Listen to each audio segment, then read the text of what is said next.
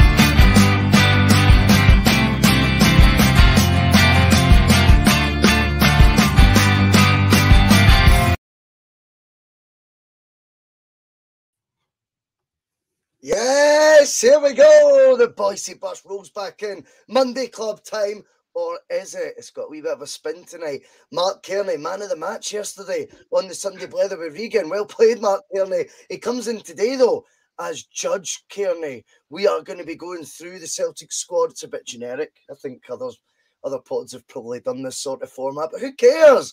We are going to be deciding who stays, who goes at Celtic Park. It is Monday evening. The bus is full already. But don't worry, there's still plenty of space for more. Of course, there always is.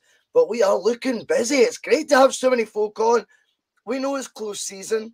We know some people have better things to do with their time. But you know what? We're still here. We're still trying to give you as much content as we can without boring you to death. We're also having a good time. Chunks of My Trunks was lovely on the community page earlier. I seen him put up some nice messages, so a big thank you to you. Marc Cairney, though, my man, 2 days in a row. How the devil are you? I'm good, mate. Yourself? How's things? I'm jamming, man. I'm jamming. I loved yesterday's show, mate. I loved it. I quite enjoyed it yesterday. Yeah. It was, I try so many times, mate, when I'm listening the Boyce'S bus I'm representing tonight. I've waited till we've sold out before I started wearing the t-shirts because I thought that might look a wee bit, do you know what I mean? Like, do you know what I mean? No, I'm good. I didn't want to ram it up folks, ram it down folks' It's a nice t-shirt, mate. I'm delighted with it, man. Delighted. And everyone else who is wearing one right now as well. Legends. But, Marc, yesterday's show, we want to talk very briefly about it, right? Because Regan does the Sunday Blether show on a Sunday brunch time. It's an unusual time. And what we do is we appreciate that Regan is still in the sort of formative era of the show, if you like. You know, he's only been doing it, I think that was only episode 6 or something like that. Yes, episode 7 maybe.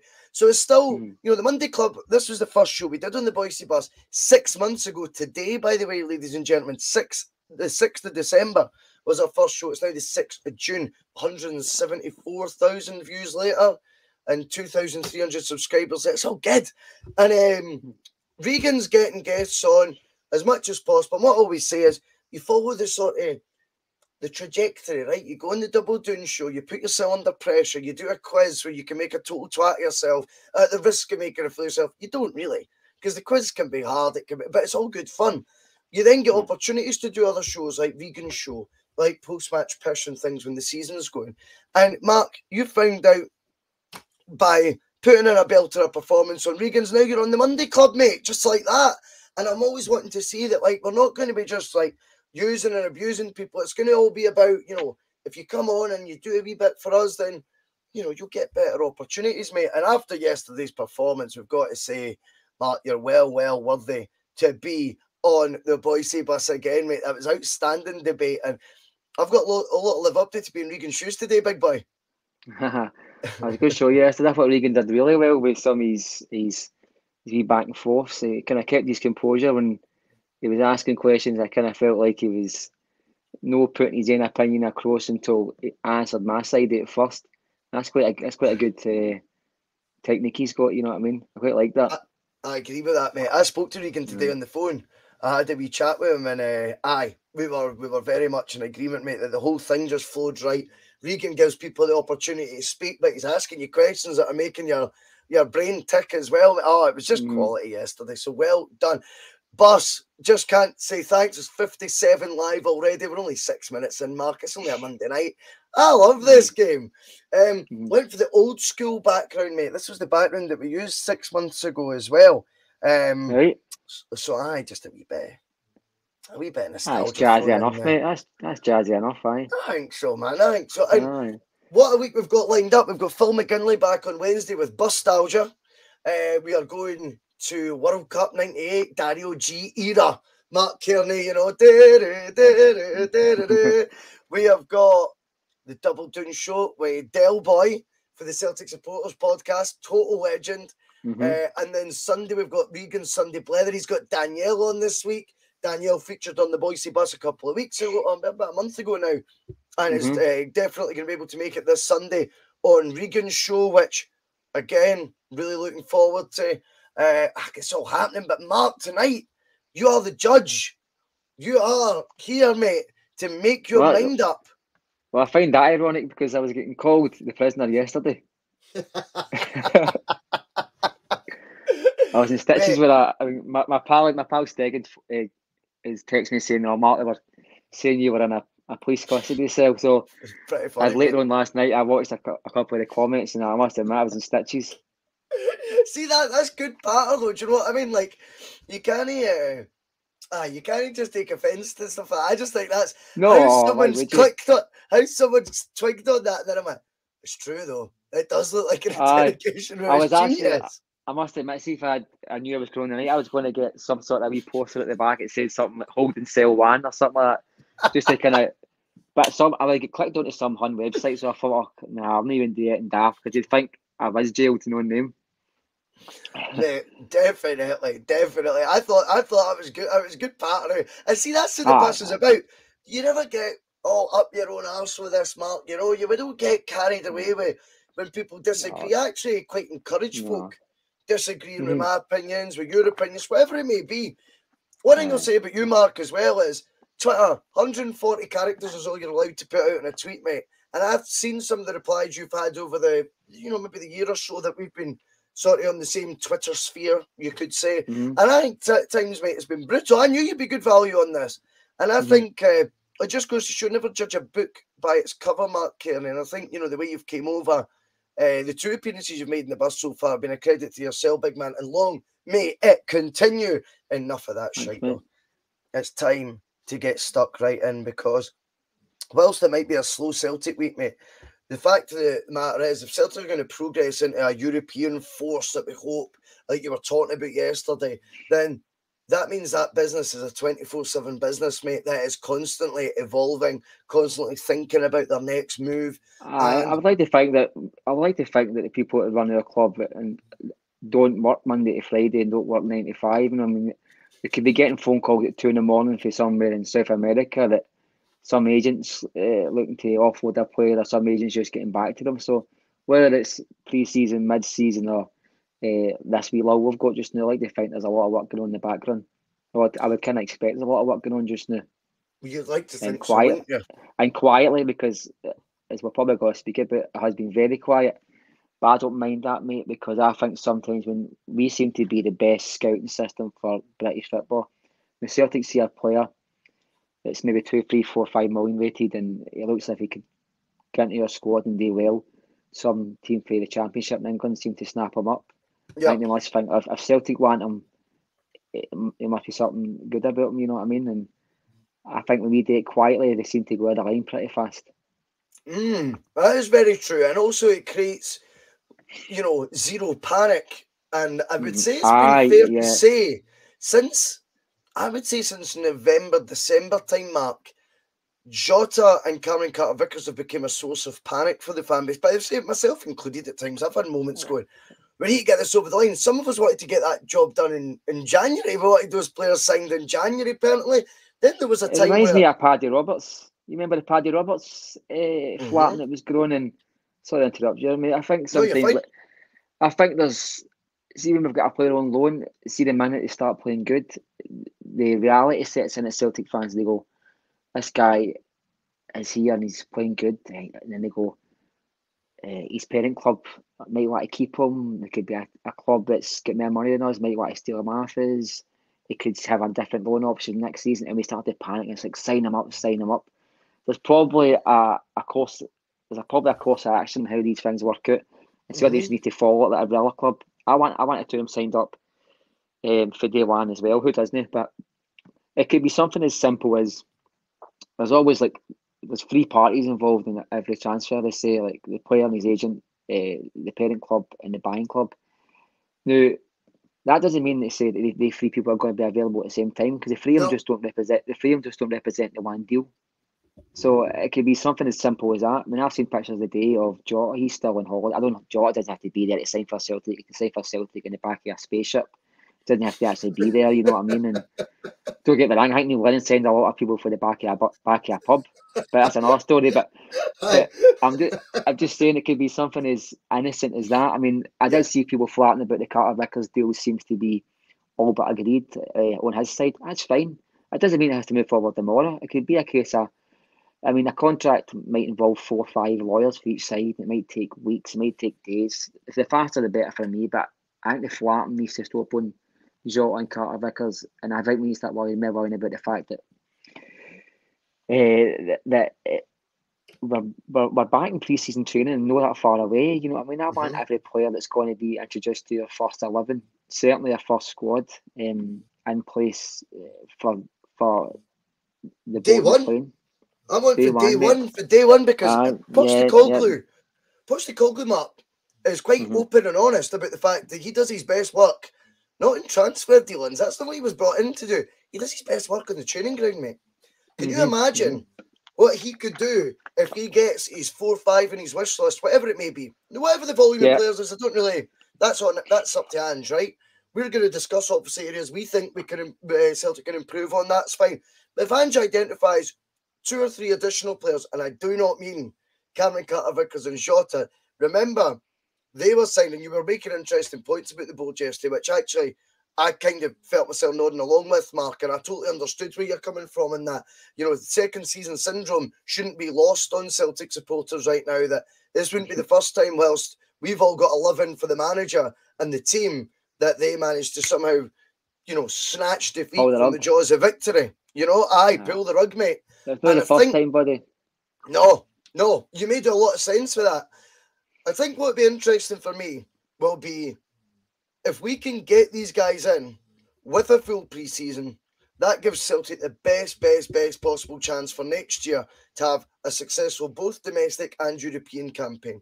Now, the difference this summer is, and I've said this on the bus a few times, the pathway is actually already laid for us. There's a big difference, Mark, that normally it's, it could go this way, i.e., if it goes that way, we make X amount of revenue. There's a lot of variables. There's a lot of variables in Celtic's season. I mean, easy to go back to as far as Virgil van Dijk's final season at Celtic, and they were coming a hum and haw where he was going to sign a contract, where he was going to stay, or where he was going to be sold, and we lost that Champions League qualifier. And before you know it, we've lost a star defender. But it could be on the opposite side where we're looking at a striker and they're saying, okay, the £5 million there, the wages are there, but the striker's probably saying to himself, right, I've got an option here at the Champions League. My first choice is this team in Germany that want me. But if Celtic can offer me Champions League football, I'm just going to hang off to see what happens with the results. Now, Celtic right now have got the upper hand. Rangers just now, only in terms of like we know what our pathway is going to be next season. We know what financial situation we're going to be in when our first competitive games start, and we know how many players we need. I mean, this is your second season. They're kind of starting to start from scratch again with Van Bronckhorst. Not that I want to talk about Rangers, but domestically, I think we need to kind of take advantage of the fact that we are starting a couple of steps ahead of them, both financially. Certainty, Mark. Yeah, we've got certainty, and we've also got like one thing we've got this year, what we've not always had, is probably a good financial footing. We know exactly what we can spend. We don't need to wait for qualifiers. We don't need to wait for maybe getting a tough draw and maybe getting knocked out. Our board know exactly the budget, roughly, what we're going to be getting. Kit deals already in place. Season tickets are already sold. Yada yada yada. We've got a second. This is our manager's second season. There's a structure there. We should be. Let's just see how these fuckwits manage to fuck it up. That's just my opinion. I'm not saying how they're going to do that. I'm just saying let's just see. I'm not going to start clapping the board just yet, mate. That's what I'm going to say. Well, I think you make. I think you've got a take on it that I understand where it's coming from. I don't like to rush in and be over praising a board that I think time and time again have let us down. And now, I was this king of controversy apparently last summer because I had scepticism about Postecoglou. Now, at no point had that board filled me with any confidence whatsoever they'd be suddenly making left field progressive appointments like Ange Postecoglou based on, we just know that he's good and none of yous do. I'm like, that doesn't sound like the same Celtic board I've been moaning about for the past. I don't think they did pull him out their arse. I think there was an element of availability, price and fortune, mate. I think there's definitely an element of fortune. Now, I've watched 2 or 3 times now. I've watched Angie's documentary, and watching it, and you go, that guy looks a right good manager, but it doesn't mean he was going to make it, a la Roy Dyler.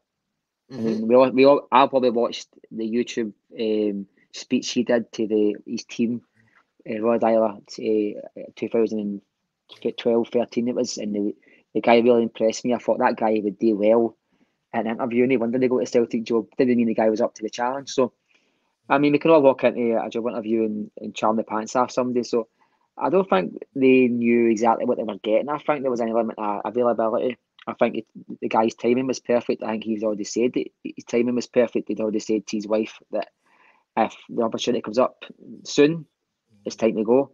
Yeah. And don't get me wrong, I don't think he would ever knock Celtic back. Probably even when he was a manager of Australia, I think he would still take a Celtic job. But I don't think they've not laid a golden egg here. These cunts, there's been an element of luck there. And folks talking to me this morning about Peter Lawwell being the one who singled out Ange Postecoglou. So we'll see if that's the case. Why did you not single him out instead of going to Shivers and Hampden and Green Line in the job? When it was getting serious, when it was serious time, it was getting serious time. And why did you not phone him last August, November, December at the latest when it was getting right hairy at Celtic Park? I just don't trust him. It's because I don't trust the board, doesn't mean I don't trust the manager to make the best of what he's got. That the two of them are mutually exclusive. Or they don't have to be mutually exclusive. Sorry, you can't say, for instance, that having trust in the team and the players means that you've got to have trust in the board. I'm a Celtic supporter. It doesn't mean I support the club, because the club have made many decisions that I don't agree with. A couple of things going on in the new court that I don't like, but on the park is what matters to me, boys. Saying that, I mean, I don't give a shit what who's in charge of the club as long as they're getting run the right way.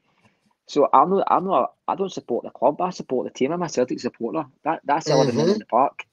I don't need to support, like that's what the Rangers fans are different. See if their board came out in the morning and said we're going to put the full Premier League in jeopardy by no putting Cincho on our shirts, by no advertising Ladbrokes, no advertising lead sponsors, whatever. Their fans would find a way of backing that decision, whereas ours is probably more balanced and saying, hang on a minute here, what is the actual reason for this? Whereas they don't need any background. They just believe any shite they're fed. You know what I mean? And that's the difference with us. I think we don't need to. In fact, I think some of our fan base go out of way to scrutinise the board, and I like that. Because if we didn't scrutinise the board in the early 90s, and there was folk walking by and taking the pamphlets after folk and flinging them in the puddle, our club might have been bust. You know what I mean?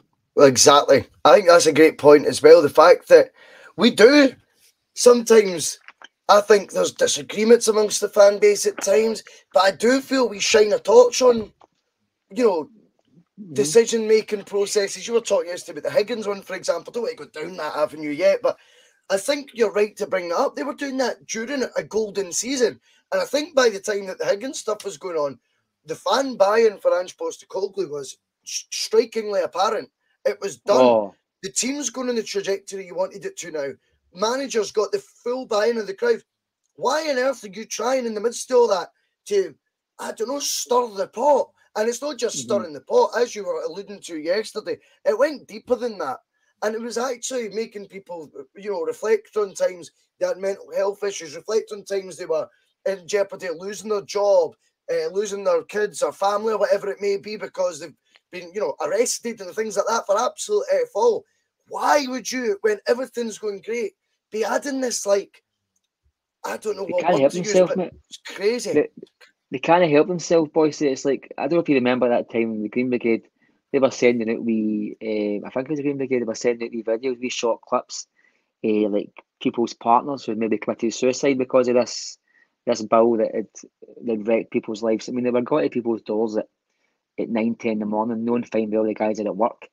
So they then got to their work, charting their work stone, saying such and such is wanted in connection with crowd trouble, political statements of football, putting a real dent into their relationship with their work, putting pressure on their careers.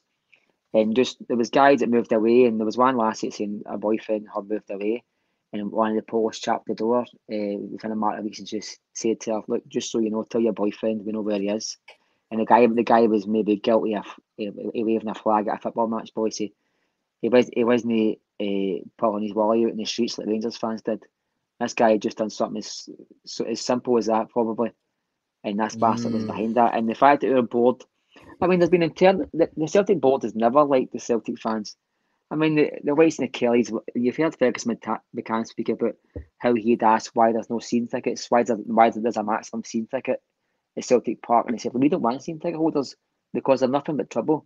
They want tickets for Aberdeen away. They want guaranteed tickets for this. They want this. They want that. We don't want that. And why fight with your fan base? And that's one thing the Zombies have got. They've got a crazy board. The board's full of whack jobs, but the board they've got are that pawn life like them, that they behave the same way as them, and they don't play to the gallery. They are the gallery. Whereas our board kind of go out their way, I think, to agitate the fans, and hence why they never sacked Lennon. That was a total and utter sham. I think they kept that guy in charge to spite the fans, and I think I know it's going a bit off topic, but it's not really off topic. It's not really off topic, boys. When my concerns about this season, there's no concerns about the playing staff or the manager. I think we've got a really good situation just now. My concerns is, where do we go next at board level when we've got a board that's been sitting in place for 15, 11, 10, 11, 12, 15 years? I mean, the maximum that they advise companies the size of Celtic to have a board change every 5 years. We've had guys in the board for 11, 12 years with a CEO for 17 years, and they advise against that because it breeds familiarity. And it's not supposed to be that way. They're supposed to scrutinise the CEO and be in charge of how the club's run, how they're structured, and be independently make decisions for the sake of the club. When you make decisions for the club, you're actually making decisions for the team. So that's where it doesn't become separate. If you're hiring a head of recruitment or hiring a first team scout or a network of scouts, that affects the guys on the park. So that's when the club does become the team. But the team was never about the club. No, and I think this is where we will be looking at it right now. I think you spoke yesterday as well, just before, because we are going to go through the squad in a wee minute. But I think this is where it'll be very important that Ange kind of has used reverse psychology in the board a wee bit, Mark, because he's like, all right, you were going to offer Eddie Howe, 20 different members of staff, something like that, but couldn't get that sorted. I've came in and done all this on my own, right? All on my own. But my earnings for the club are now, well, they're public information, aren't they? Let's be honest. We all know what you get for qualifying for the Champions League TV. So Ange doesn't live in a cardboard box. He could quite clearly go to the, I know what I've achieved, what I earned, given the shortest straw ever to do so, by the way. So this summer, it's back over to you guys. It's now about, here's the guys I want, right? Here's the list. I don't want James McCarthy. I don't want Liam Scales or players you suggesting for me and bringing in because we need numbers. I'm quite content I've managed to form a squad in a short period of time that you wouldn't believe. But I now need the finishing touches, or not necessarily finishing touches, because it's always evolving, isn't it? But he's now looking for first team. He said this. He wants guys that can make an immediate impact on the first team. That's all he's interested in this summer. I'm just going to give them a list that will be a serious upgrade in both terms of cost and pedigree, reputation, than what he did initially. So see when he signs Ideguchi, Maeda, Hitate, yeah, we're all delighted because, they're Ange players and all that. But I'm sorry, that list upgrades now next time round. He's not going to be getting guys like Maeda on loan with a view to a £1.7 million move. He's going to be signing 800 grand midfielders, 1.4 million. He's going Champions League, mate. He'll have his next list up. And it's very interesting to see if the board will back him. Now, Mark, we are going to have a wee look at the Celtic squad. And I hope Celtic don't mind, but whilst we tell them how to run their affairs, we're also going to use their website so we can go through the squad. Oh, they'll not mind that. They'll not mind that. There's probably about 14,000 adverts on it. Trust me, mate. God's sake. You get in there to look at a tickets and you end up buying a pair of shorts. So true. Trust me, mate. I've been there. So let's go through it. We will start within goals. This is interesting, this one, by the way. I think it's an area of the squad for me, Judge Cairney.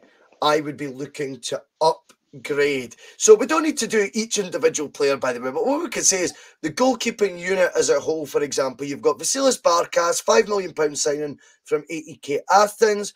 You've got Joe Hart, 75 caps for England. And you've got Scott Bain, a former stroke, potentially future again, Scotland international goalkeeper who's recently signed a new long-term deal. Yeah, I've just said I think we should be strengthening that area. Judge Cairney, what happens with the goalkeeping unit? Well, your number one's going to be Joe Hart. I don't think there's any much debate about that. Okay. I think it would take somebody of real quality and real leadership to displace him. So I'm not even interested in the notion that guy's got to be anything other than number one. The interesting part is we know Barkas. I mean, a bit halfway jackass than Barkas. He's red rotten, that guy. He needs to go. I'm sure there's a player there, but it's not a Celtic player. It's not a football player either. Now, the interesting part is Bain. Where do you keep him? Do you keep him as a second choice, or do you bring in somebody to be Hart's backup? And I think you've got to.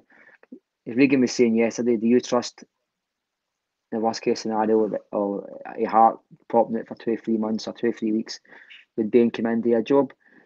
No, if you'd asked me 2 years ago, I would have said aye. But see, he's proven to me that he's not capable under pressure of doing the job. So if you ask me, we've got to look at somebody. I mean, the boy Stryzik for Dundee United, I had high hopes of Celtic were going to look at him, but I do see that I think it's Bristol City is going to be looking for him, looking at getting him in, and maybe I think Celtic, by far the bigger club, can probably offer him the same wages, but we might not be able to offer him a starting place, which might scupper that deal, mate. But there's goalkeepers out there. I mean, I'm not saying I don't want a lone keeper. I really don't, but there's keepers hovering about that Premiership 30, 31. I'm sure that can maybe be second or third choice keepers at big teams that are taking a wage that will never play a game. They'd be happy for taking a wage. Then be that level above Bain, but also provide a wee bit of competition. Well, slight competition for Hart, but got the ability to walk into maybe cup games, and in the worst case scenario, Premier League games and European games. I think the conversation that should be getting had would be with a potential goalkeeper signing is, what are you here to achieve at Celtic? And they've got to tell you, I'm here to take Joe Hart's jersey. Oh, that's That got is to the be the only answer, way. yeah.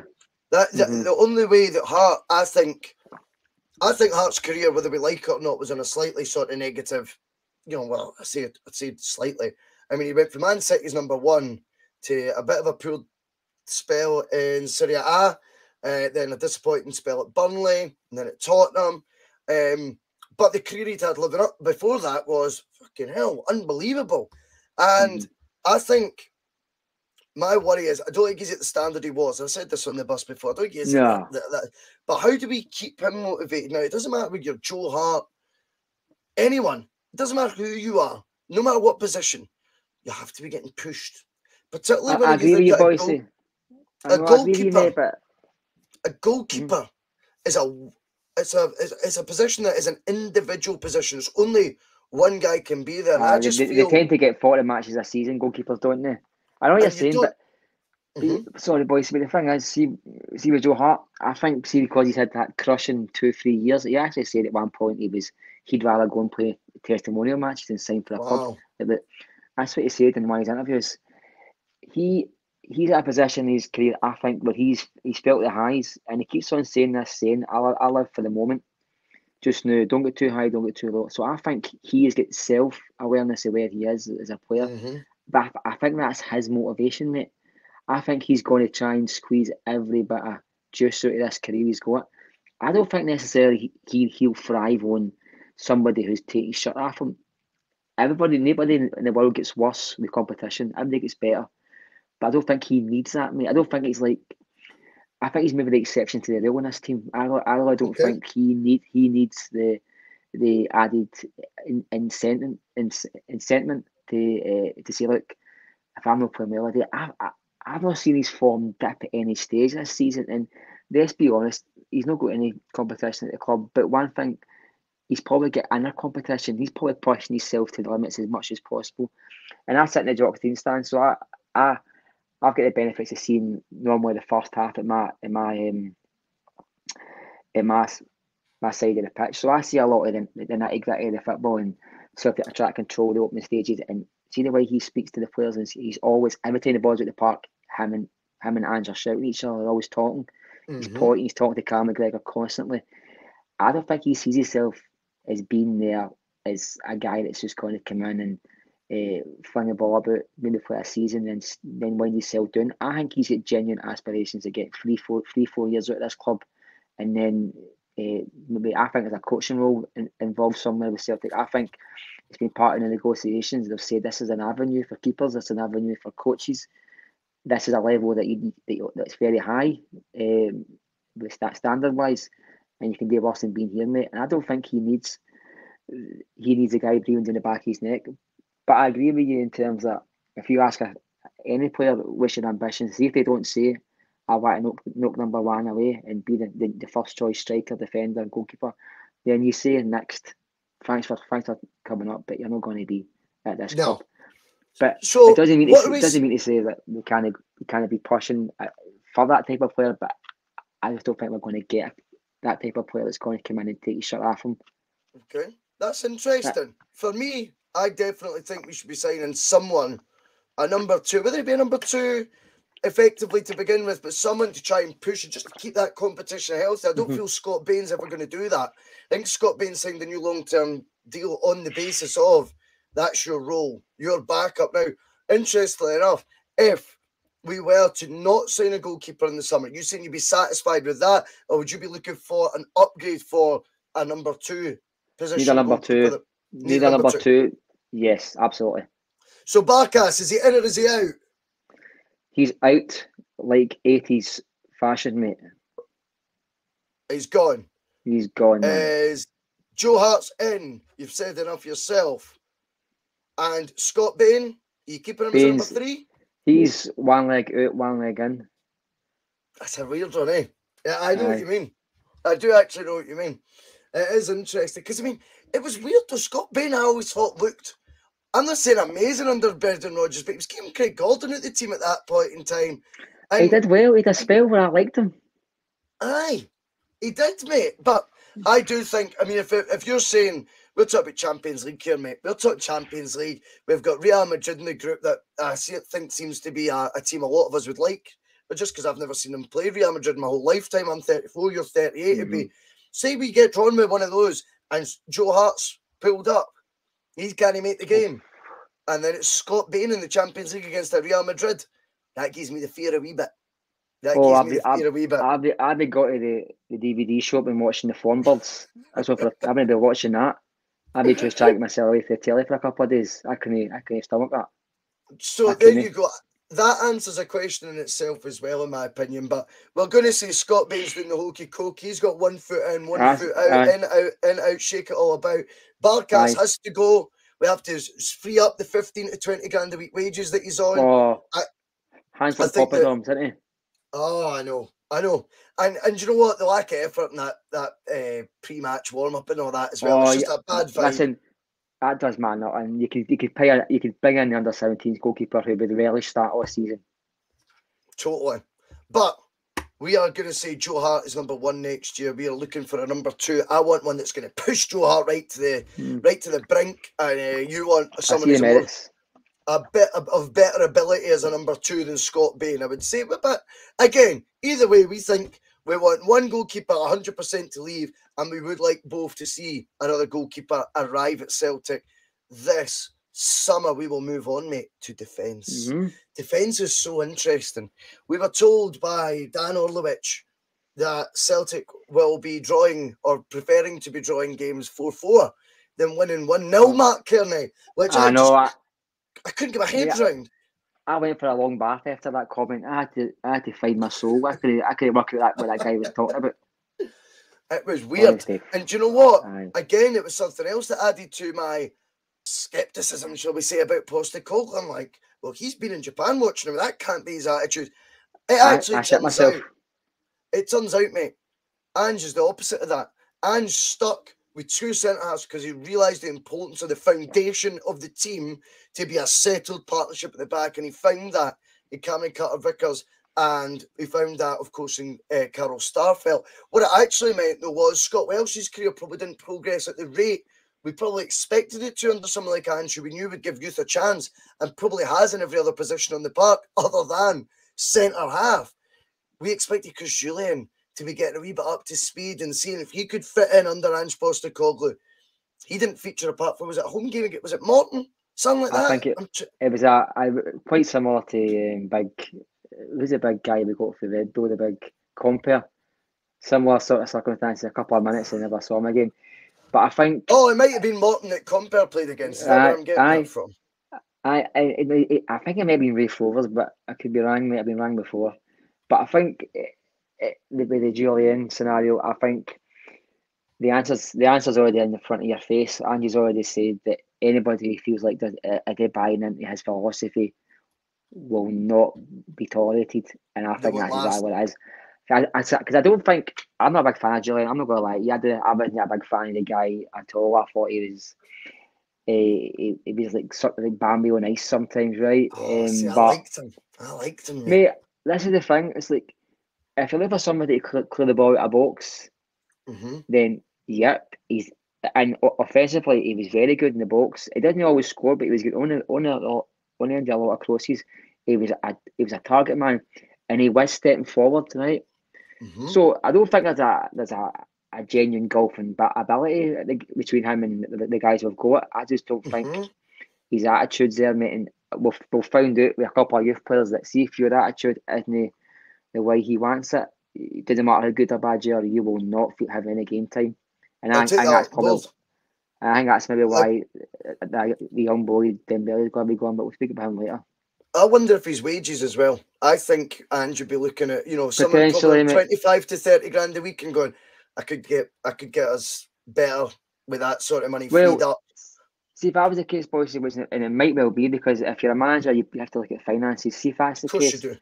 I think he would have been giving them game time towards the end of last season to get potential suitors watching him to say, Oh, remember that big guy that plays for Celtic? Oh, he's back to fitness now. Get him in a shop window. I think he's not played him because he's thought to himself, no, you were agitating for a move. You get a bad injury, and look what's happened, big man. You're the one that's begging for game time here. You who didn't want to be here. And I think his attitude is. I mean, I never stayed too long after the final whistle in the celebrations. I wanted to go to the tune and get mad at my brothers, but and my dad. But I seen videos of it, and he was kicking the confetti along the grass, mate. He was. Yeah, he did. No He looked out of place. So, Julian, we could put a cross through Marc, because I do want to be. I'm a wee bit conscious of time. I like us to exhaust the points, but I'm just a wee bit. I'm conscious. I didn't want you past your bedtime. No, I'm all right. Put a cross and a bow and arrow through him.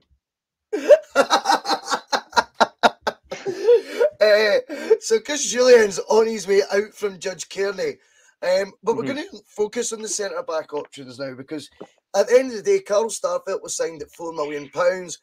I think there was doubt over Starfelt, and a mixed bag, I would say, from the Celtic fans. He split opinion a fair amount, I think would be fair to say. But Judge Cairney, Carl Starfelt, I think, finished the season extremely strongly in a Celtic jersey. He's a defender who likes to defend, right? That seems to be he's at his best when he's not got 20 seconds on the ball. You know, he needs 2 seconds on the ball and just to make a quick decision. You don't give him time to think about it. I'm a wee bit disappointed he's not got a goal for Celtic, you know, but I think it came close so many times, mate. I mean, I call him cement feet. It looks to me as if he runs, he's got big balls of cement in his trainers. I don't know what it is, but interestingly enough, his passing ability is among the best at the club, and yet I always panic when he's on the ball. But you've noticed it's the exact same thing as Boyata, and the exact same thing when Ambrose, gives me a shiver saying that guy's name, but when he was on the ball, the opposition teams always gave him time. It was a tactic by the opposition. They allowed these players time to maraud forward because they knew, a la Chris Ayer, that 7 out of 10 it'd be a backward sideward pass or a ball at the tap that went nowhere. So they allowed these guys a chance to make a mistake, and I think a lot of Carl Starfelt's better games last season is when he was allowed far too much time on the ball and he was getting forward, because defensively he was always looking a wee teensy bit shaky. No, I was always a big critic of the guy, and big cement feet as I call him. But you can't deny the fact that the guy had probably a 7 out of 10 season for Celtic. I think so. And I think the guy actually proved me wrong. I think the guy performed at all in all a pretty good level. And the fact they got a start for Sweden the other day there tells you they must be at a certain level. And the fans trust him. It could be an actor like what he's got, like the players he's got at his disposal that gives him a first team pick every week, but he still took his chance when he's been given it, and I can't really criticise him too much, although I have, but that's what I do. I wouldn't worry about that, mate. I think Starfelt, Cameron Carter-Vickers, we're going to work on the assumption he's staying. It's essential to get that done, but I think as every single podcast under the sun has discussed that at length, including the Boyce'S.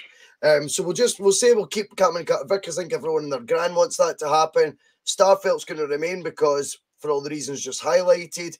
But I've got to be consistent. If I'm saying Joe Hart needs his position in the team pushed, Marc, to achieve, I think, optimum levels of performance from Joe Hart, then I've got to be consistent and say I think one more centre-back, even if we do get Cameron Carter-Vickers on a permanent, I want someone of their level, if not better, brought in, and then have 3 going for the 2. Stephen Welsh sadly falls into the Scott Bain category for me, where yes, he is there, and he does all right as a backup option, but he's not going to push these guys for the first team jersey. He's an accepted, in my opinion, 4th choice centre back. I want the 3rd choice centre back now to be someone who's saying, Starfelt, Cameron Carter-Vickers, you better watch out because I might take the jersey off you. I don't mind that. And again, like you were saying, maybe the goalkeeper you've got a different opinion on, but throughout the rest of football squads, mate, this is the way to keep. You want to keep their appetite up. You want to keep them hungry. I would add another centre-back. Are you in agreement with that? Of course, mate. I think, as you said, they're a unique competition, but not just that. We've got a unique ability of losing key players at the wrong time. and we need to make sure we've got somebody who's ready to step in and somebody who's up to speed. So I don't want a 34-year-old.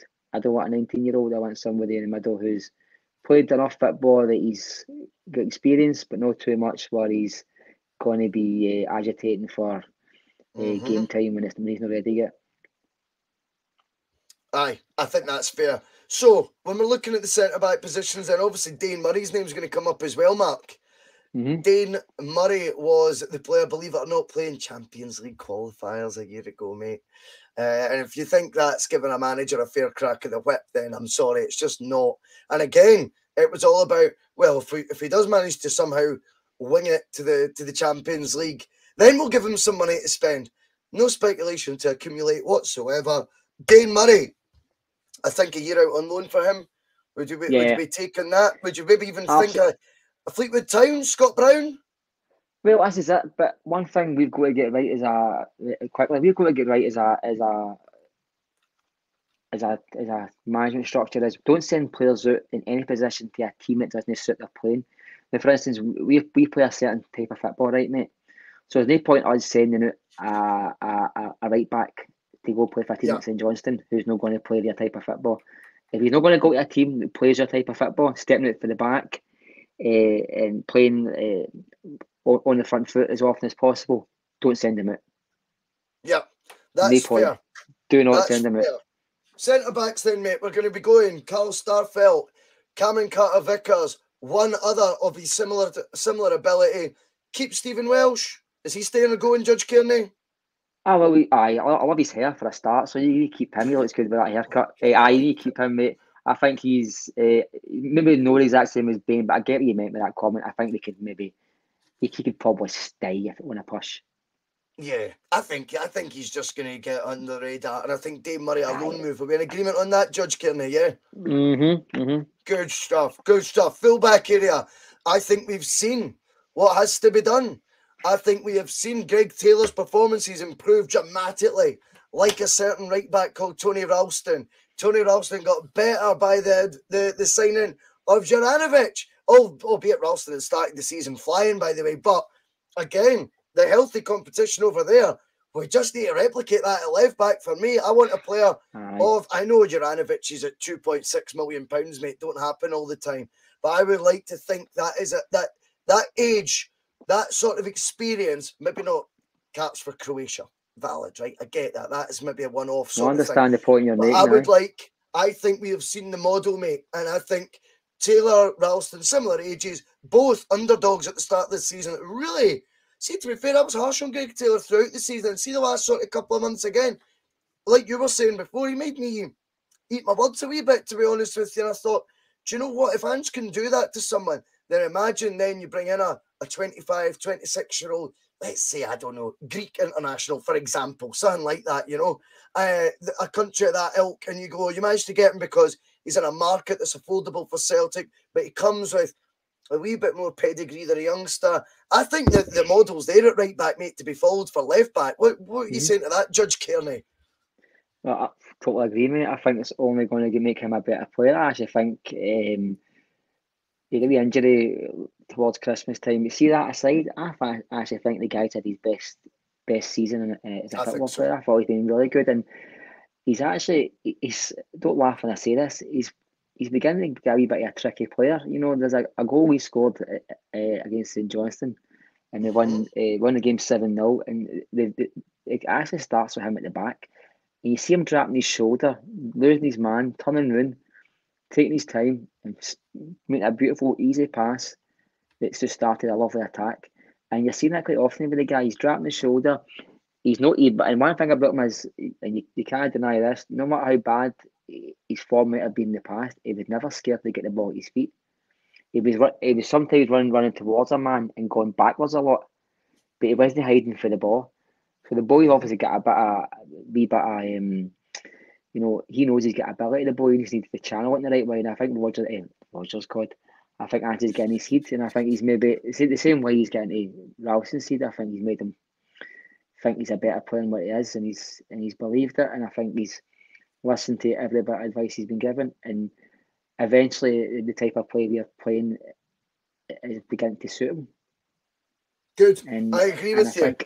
I think some bringing somebody of the ilk you're talking about, push him on. The very worst thing happens to Taylor is he becomes second choice. We can't lose for that.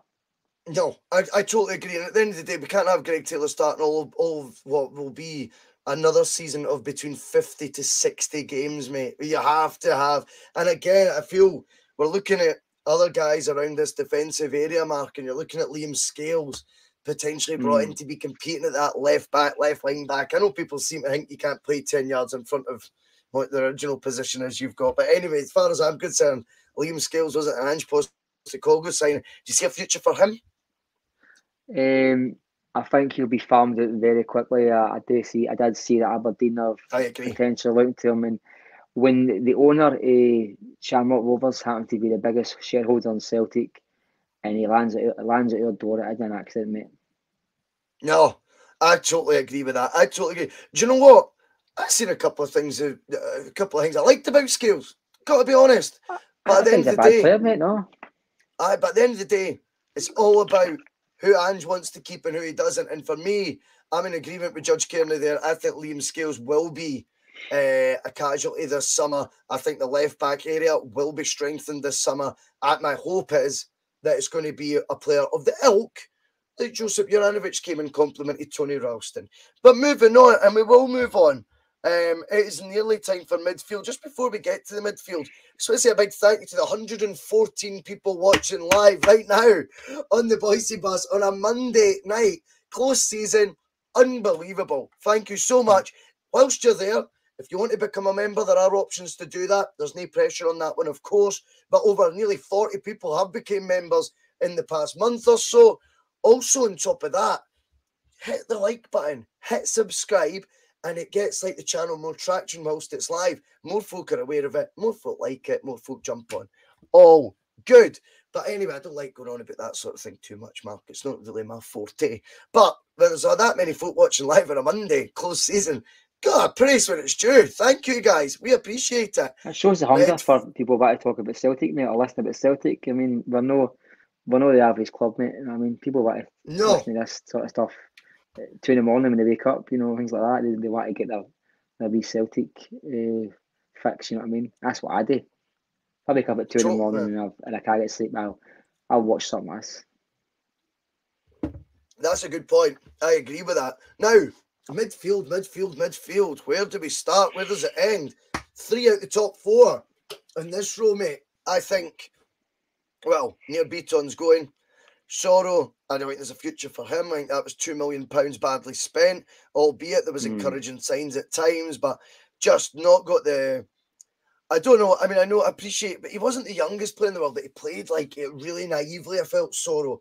I thought technically he had wee glimmers, wee flickers. I thought at times very raw. Like I've heard managers describe players as raw. I mean, he's as raw as it gets. I think you're right.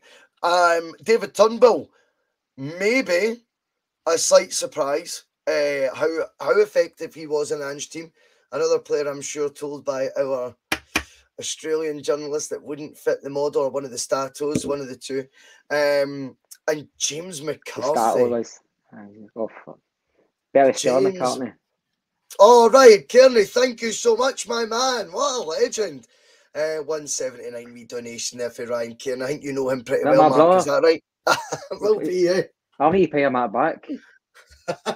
He'll tell me it's a fiver he gave you. Watch this.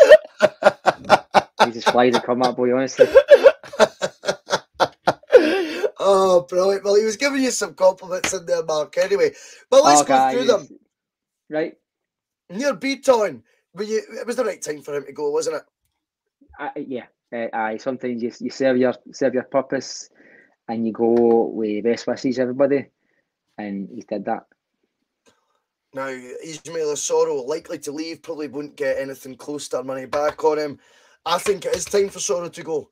I was quite hopeful that he would go on loan last summer. I thought maybe a loan deal too, an Aberdeen or a Hibs or something. And maybe he just needs to get to acclimatised to life in Scotland. The pace of it or something is caught him out. But I think that moment's now gone. Celtic's evolving now. I think he was going to hope he was going to go out in one of the Elon Musk spaceships that don't come back. If I'm being honest with you, he's like, It reminds me like one of the pinball machines, you know. He just around the place. He's got no awareness about the guy at all. I mean, there's a player there somewhere, maybe at 5-a-sides. Aye, we're not going to see it. 11-a-side. No, like maybe that. What's that sand football player that Dundee signed a player that was like a Brazilian or it was a Beach Spanish footballer. beach footballer. Aye, and he turned it. He scored about 5 goals for him one season and ended up getting a move and then get moved back again. It was red rotting the guy, and he reminds me of that, like maybe a sand football player, how you call that, softball. I don't know what you call that thing, but he looks like one of these kind of players. He's not a football player. He's got no awareness where he should be, where he shouldn't be. He thinks. I mean, I remember last year they came on as a sub, and there was folk putting 20 and 30 quid on him to get booked, and there was 4 minutes to go, and they'll get the money up. And you're like, it just shows you that their fan base know within 4 minutes he's got to get booked, and he did. He was a walking yellow card. There is no two ways. He's a chat the door, and he's a chat the door at 1 o'clock and just say, "Can I get a yellow card just now?" Saving the hassle. I totally agree with that. Murray Garrity, thank you so much. €5 for Big Murray. He must be watching. I'm going to guess Southern Ireland in that name. Love it, mate. Thank you very much for supporting the Boise Bus this Monday evening. James McCarthy, many in the comments, believe it or not, Mark, reckon he's going to get a lot more game time next season. I don't see it. Maybe on like TV shows or something like that as like a special guest. There's no way that guy is going to fit in the Celtic mould. I mean, there's folk trying to make excuses for him and try to find things they can do. My brother Ryan, he's a big Everton fan. He's going to be chiping in because he likes him because how good he was at Everton. But is he going to give his muscle that people are saying? I don't know. A wee clip for 4 or 5 years ago when he was taking out Chelsea players and Spurs players isn't going to convince me. I have to say he's a hard man. Has he got the pace for Scottish football? No, my eyes. Has he got the ability to run in midfield and take over for Carl McGregor and let him go a bit more forward? I don't think so. As I say, you better have to be Stella McCartney, and I think she'd need legs. No, I think you're right. Do you know what? See, when James McCarthy signed, as much as I kind of called it at the time without being all fucking Nostradamus, Mark, but I generally says there's that strike choosing Ange Postecoglou signing. I think you're mistaken, you know. And that my concern at that point was, is Ange in here as a yes man, you know? Don't get me wrong. I don't think that's the case now. Listen, at the time I did say that, I went, what's happening here is this being forced upon him? If so, why has he allowed it? And if he's took him, it doesn't fit into what I'm reading that his mould is. So why has he took him? I had questions. Maybe he's just took on the chin as a manager and he said, no bother, big man, we'll sign him, but he's not going to play under me. Aye. I mean, it looked to me like it was a needs must sort of thing where we needed bodies and you fight your battles. You don't need to fight every battle. He's probably just thought, I'll just take this man on the chin. Aye, totally. I think that's what it's been. The scary thing with that, though, is that he's on a 4-year deal, Mark. So, Judge Cairney, we've got to ask the question, McCarthy, because I think Beaton is away. Sorrow, I think we're both in agreement. He can go. David Turnbull has been a surprise, if you were to believe, you know, our guys in the know. Like, you know, that Stato guy, you know, just clueless, just watches the game through a calculator, mate. I know you're talking about he's a risk analyst or something like that. I know exactly who you're talking about. On Turnbull, he surprised me because I know his biggest fan. He always does his I call it the Turnbull tornado, where he goes forward and does a wee spin for no reason whatsoever. He just spins for no reason. I don't know what he's trying to look for. And I just feel like his stats are brilliant. I feel like he's not at the level of the rest of the midfield, but it's controversial. I wouldn't be crying if we managed to get a good chunk of money for him when he left. I think that's the one player that we've got that's dispensable that can make his money. That's very interesting. I think he could 10 million on that boy and it wouldn't harm us. Judge Cairney, does David Turnbull stay or go? Stays unless we get an offer. Well, when you tell me as some of us Celtic haven't sold an asset, and me and Regan had discussed this before, but I think me and David Logan, the TNF last week, I was 2 years ago, when we made a contact, we should have sold one of the two of the agitators. Aye. The club thought they would do the right thing for once in their life and try and win his 10 in a row, but it turned out to be the bad thing because they kept the players that wanted to go, and Edouard showed that, Christie showed that, Ayer showed that. a couple of others showed it, and Cham showed it. And just quickly, I think if the money comes in for him, and you're saying as well as me, as we always sell an asset, I think out of the full team who would make his money, who would get a decent money, and wouldn't harm the team's dynamics, he's the one I'd sell. Oh, there you go. I think that it's interesting, mate. It's interesting. Now, James McCarthy, 3 years to run on his 4-year deal. Many in the Boyce's bus. 3 years to run to get there. Many on the Boyce's bus, mate, are convinced that James McCarthy might get more game time this year. For me, if it was a stay or go situation and there was an opportunity to mutually agree to cancel the contract at very little cost to Celtic, I think you would take that, wouldn't you? I would try and maybe transfer his contract into a coaching role. I think you could do worse than him being in a coaching role. I like that. I like that. Duff. If he but for that, I'd but for telling him. I mean, I'd break the news to him. I just don't see it, mate. I just see it as it was a very bizarre one. I just came out of the blue. In fact, he signed the same day as Joe Hart, and see Celtic as a club. I know the Japanese boys came in, but that was a brilliant PR stunt they did. We don't announce two players in the one day very often. We like to get the slash banger of signing. Then 4 years later, are you ready for another one? Celtic's like, oh, what's this going to be? They signed the two. It was two photographs, Joe Hart and McCarthy. And I thought they were kind of disguising a bit of stinky news while we teach a bit of good news, because Hart turned it to a lot better than what some folk imagined. But they didn't get a big fanfare with it. Sort of the same way when you remember when poor Hingy signed, Johnny Hayes signed, he was out in the front reception with a football on the Celtic way. Folk thought it was a way to try to get an autograph. There was no playing was there or nothing. And I think sometimes Celtic, they know where they are a wee bit sometimes and try and sneak in under the radar, you know what I mean? And I think that's what they did to him. Two players at one time, and I remember the day the two of them signed, and there was speculation, but the deal went for maybe happening to done very, very quick. Yeah, I remember it well as well. I like the shout about James McCarthy becoming a coach. Judge Cairney, though, we've now got the next row, which is a total mixed bag here. Jota, we're all desperate to see signed permanently. He's teasing us again today, and Celtic shirts on holiday and things like this. Tom Rogic surprised us by having the season of his life last year, or certainly one of his best in a Celtic jersey, and then surprised us further by leaving, which I thought there'd been that many opportunities. That was a nice surprise, wasn't it? I was gutted. I was gutted. I thought that was... See, any time Rogic played football for Celtic and he was having a spectacular game, I was always waiting for an injury to happen in that match. And I had a feeling last season he's playing that good that he's going to end up leaving, and it bloody happened, didn't it? I thought he was dynamite. He was playing 90 minutes left, right, and centre. He was changing games. He was scoring big goals. He was just one back, Tom. That's what I think. So Tom is gone.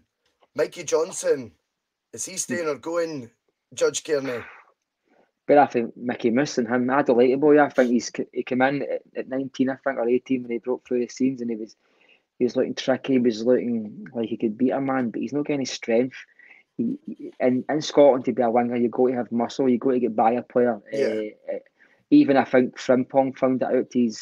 Eventually that players once they suss you out, just push you to the byline and out muscle you when it comes to that side of the game. He's just not got it.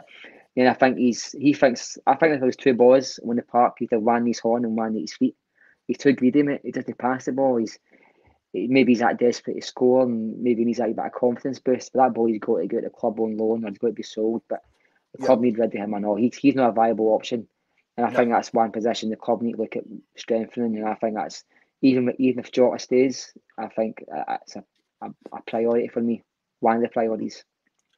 Next up, we've got Ideguchi, Judge Cairney, and I think Ideguchi is an interesting one because Ideguchi came in the only one who had prior experience of British football, albeit his time at Leeds United he spent out in 2 different loan spells across Europe, but he has been on these shows before. He, on paper, then technically you would think would be the quickest to adapt out of our lads that we've signed from Japan, all 4 of them from the J-League. Yeah, he's the one who's seen least first team football. I appreciate he was on the wrong end of a bad tackle that obviously hampered his his sort of his development into the first side. But even then, I still think there's been a bit of a reluctance to have used him as much as what the other players are. So I think his European stint as well, mate. Don't forget, there was actually contractual issues with paperwork. When he signed for Leeds, there was a problem after the sign getting his international clearance for his paperwork. So he had to be put on loan. He had no option but to be put on loan, else to be put in the free market. So, and when he came over, I don't know if you remember, when the three players were scouted by the Japanese press about the potential move to Scotland, that's the one they were all surprised about. They were all like, Hatate, oh aye, you can see why he's got to fit in very well with Celtic. Maeda, Ange knows him, he's played for Ange, etc. But a lot of them were saying this guy could work, but we're kind of surprised because during his career he's hit a lot higher levels than what he's hitting just now. And I think a lot of their press was surprised that he got a move for us. But that doesn't mean to say that Ange had to see something that's raw inside him. Maybe this was always going to be an introduction season for the guy. Let the guy see the level that he has to be at. Yeah, that's fair. And I think, with Higuchi signing a long-term deal as well, I do believe he'll get more opportunity next year. More opportunities than James McCarthy, I hasten to add. Now, we can stretch 5 of those players onto the screen just now. We've got Matt O'Reilly, a real interesting one. And you got to be brain ticking yesterday, Mark, when you highlighted the fact that as much as we're delighted we got Matt O'Reilly, were the Celtic board messing around in January when the target had been identified, which was Riley McCree, the number 1 target, and they didn't get that over the line? Okay, fortune, as a few bits of fortune went our way last season, went our way, and Matt O'Reilly settled in nicely. He's a key player for next season, no matter how we've came across signing him. He's key next year, eh? He reminds me of Tom Rogic. In fact, even his profile, I think if he cut his hair short and had like this kind of cardboard straight haircut, I'd think it was Tom Rogic. My sight's that bad anyway that I would think that about any player, but he just reminds me of just the way he glides about the park. He seems maybe a wee bit... Rogic, I'd say, is more like spatially aware than what O'Reilly is. But O'Reilly's like, oh boy, you'll get there. But he's two of them are remarkably similar players. A bit like me and Henrik Larsson. 2 players with just sublime ability, but different haircuts. So Matt O'Reilly's a big fat yes to stay and play a key part. Rio Hatate we come to next. Now, of course, I'm not suggesting for any second that we say cheerio to someone at Hatate who only arrived in January. But it'd be fair to say his form is very much, I think, 2 phases of Rio Hatate we've seen. I think he started with an absolute bang in a Celtic jersey, looked the real deal. It'd be fair to say his form kind of fell off a cliff, to be completely honest. Was that necessarily fatigue? Was it confidence? Was it he played too many games between the Japanese season and the Scottish season? Or did the opposition players get to grips with how his style worked and that shock factor was no longer there with him, albeit when it lasted long if that was the case? Or was it that he was a victim of his own success? Was it maybe that he started off that electric, that the obvious drop off that was going to happen was going to seem like a player who's dropped his standards a wee bit? Don't forget he came in and he scored an absolute rocket against Hearts at Tynecastle. Yeah. Either days before or days after he scored 2 Ibrox. The sequence of events I can't remember now, but sometimes I'll put it to you another way, boys. See if he started off really, really shoddy and looked a bit of a bad player, but see the last 5-6 weeks, 4 or 5 weeks, he looked dynamite. The conversation would be different. We'd be saying, "Oh, what a player we've got in our hands." It's kind of recency bias where you think what's just happened is a reality. And I think if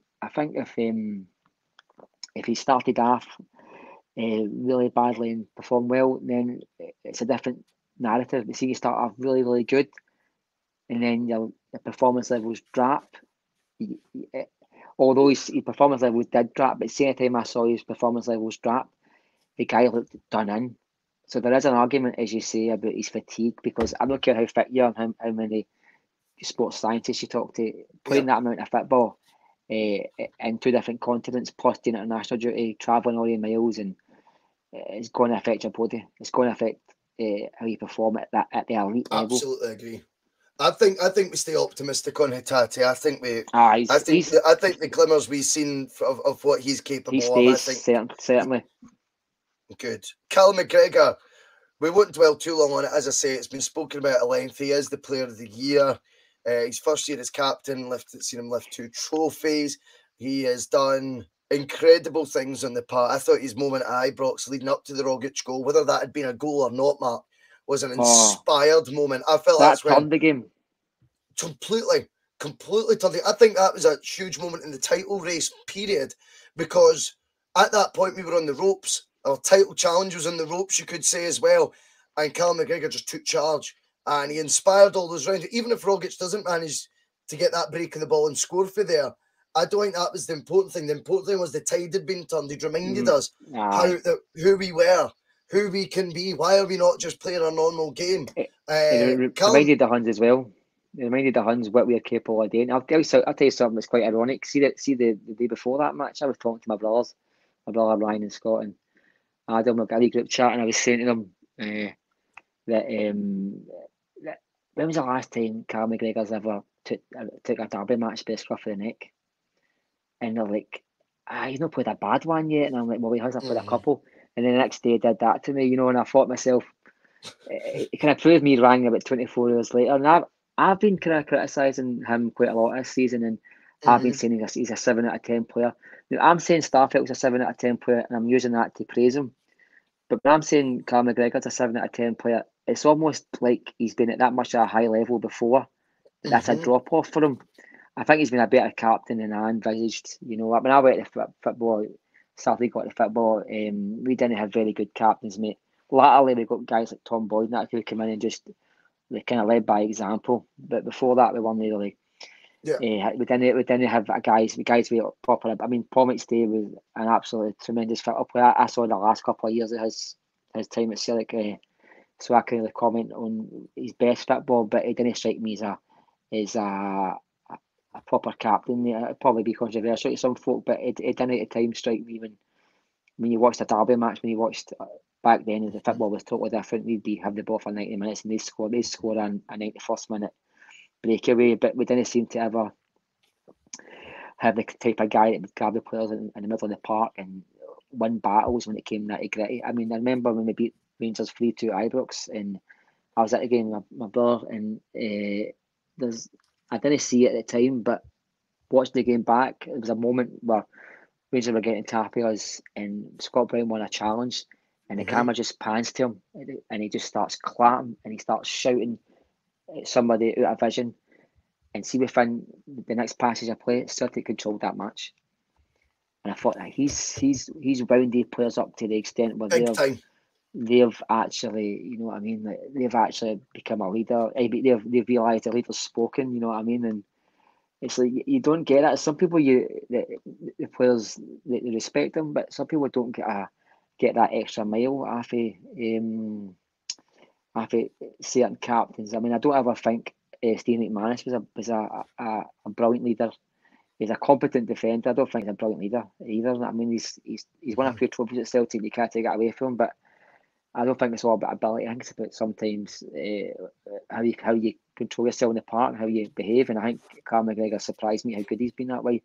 I've got wee question marks about some of the games he plays and some of the praise he gets, but I think all in all, you know what I mean, I think he's done a really good job this season.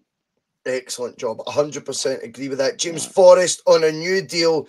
Karamoko Dembele, we believe, is leaving. It's the wrong way round for what I would have expected in the summer of 2022, Mark. I would have thought, if anything, you know, Karamoko would be kicking on now and we'd be chuffed to get him on a long-term deal, whereas someone like James Forrest, injuries may have took his toll and he might have been, heading towards the exit door. It's not proved to be the case. Ange definitely likes what he sees in Forrest, and do you know what? He gets a hell of a lot right. Postecoglou doesn't mean that we can't ever question anything that he does, by the way, which I know you're keen to impress on as well. But I would say that, you know, he's got a pretty good handle on it with James Forrest. He's decided that in training he's shown the right And it's not just about ability, but he's shown the right attitude, the right application as well. He's got the right mindset for what Ange, because Ange doesn't sign players, remember, he signs the person as well. And I think that will apply to re-signing or renewing contracts of players as well. And you can't help but think that that's really quite strong in the term, in the curious case of Karamoka Dembele and James Forrest, that one is really doing the right things, pushing the right buttons for Postecoglou, and the other maybe just hasn't quite got all the boxes ticked that Ange looks for in a player. You surprised that we're having this conversation now, Mark, already in the summer? I had my doubts about whether Dembele was going to ever get a chance at Celtic. Take his chance at Celtic when we were getting to the games that meant nothing with Celtic last season. They still wasn't getting any game time.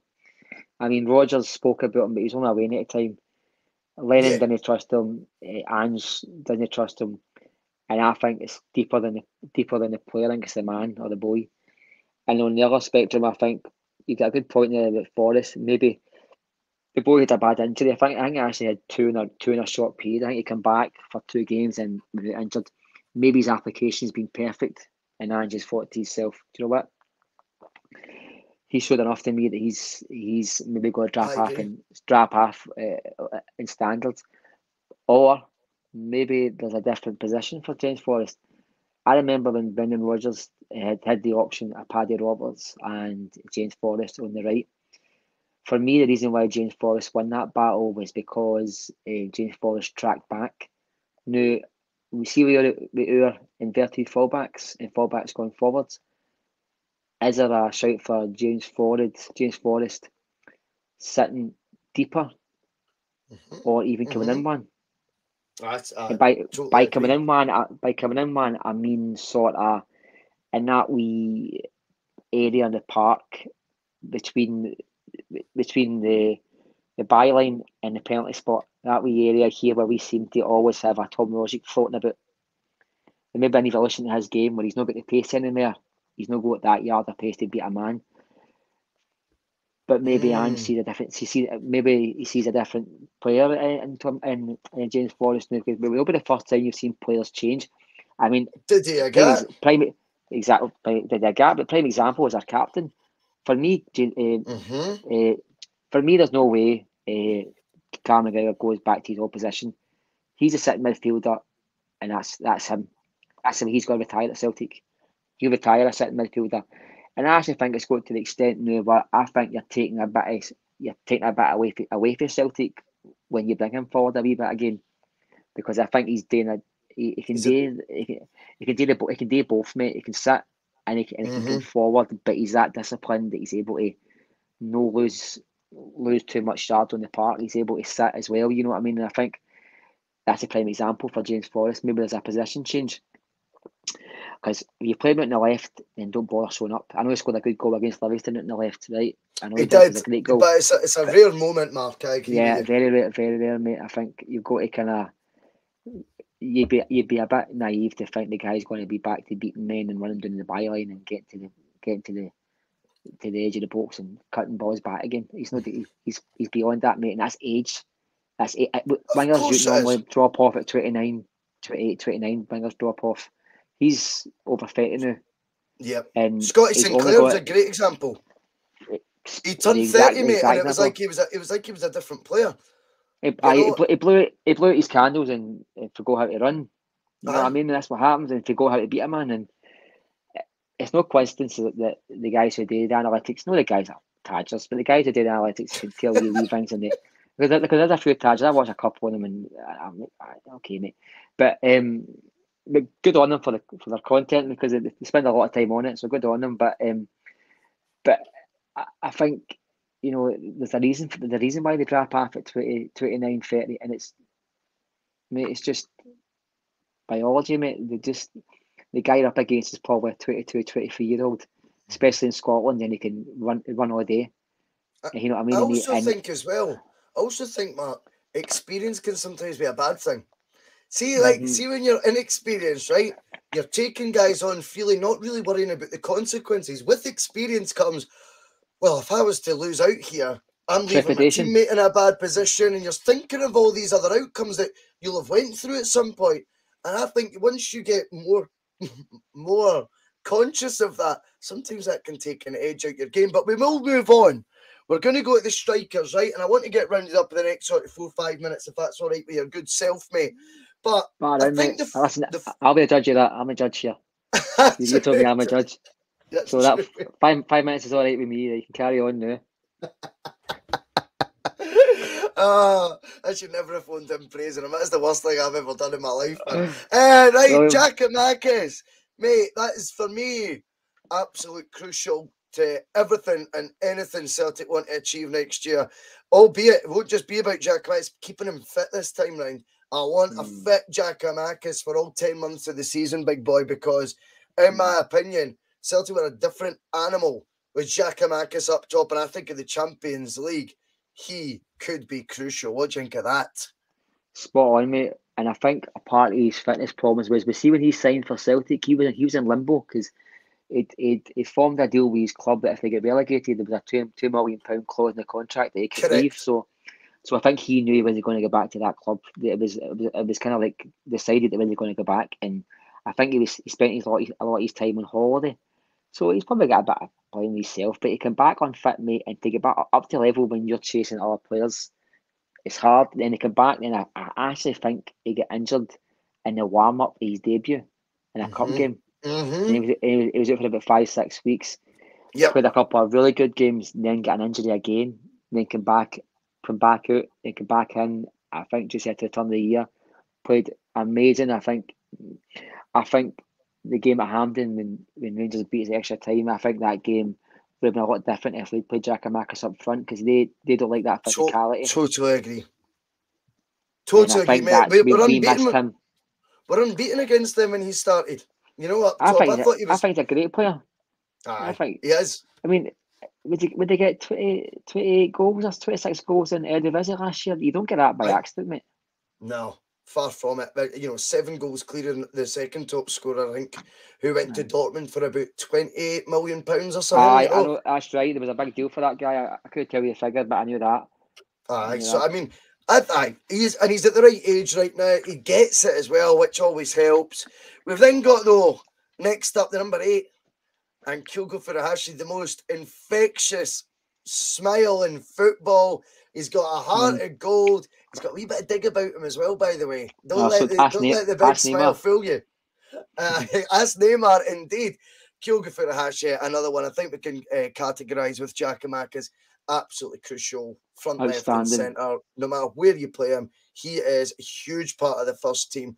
Days in Maeda, I'm going to quickly shift to next. I think in Maeda, again, we've seen someone that epitomises what Ange's looking for in the profile of his players, Mark. And it's not just always about the technical ability of some. Maeda represents everything good about Ange's side. Work rate, determination, great attitude, great application. And again, the more settled he is in Scotland, he's going to be even more vital next year as well.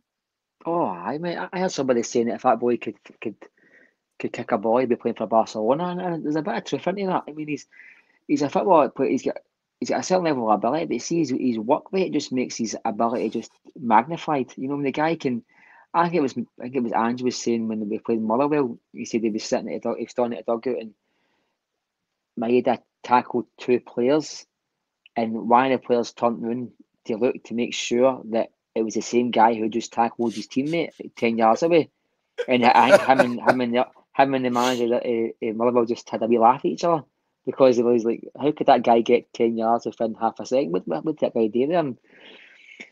See if the guy could finish. If he could finish, he would be an outstanding football player. See if he had. I think if he was more tuned into, if he was like more cultured, that guy would be in a different planet.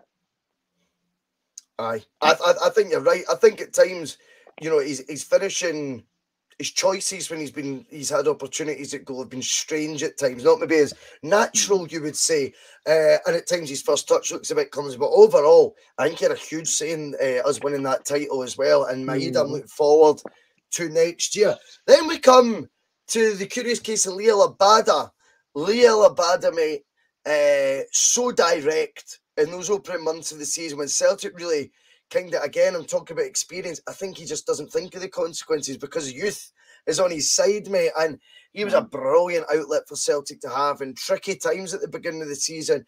He finishes the league campaign, I think it was 14 goals, 13 assists, something like that anyway. He wins the Young Player of the Year in Scotland. It's just about seeing how much he develops and grows next year, isn't it? You've got to be keeping him, Judge Cairney. Yes, I think he signed a 4-year contract, so there's no ambitions to get rid of him. But I'll tell you something, if he can develop as much as he developed for last year to the season he had, and then we've got a player in our hands. We've got a good player. He's a keeper. He's one that I would even consider selling.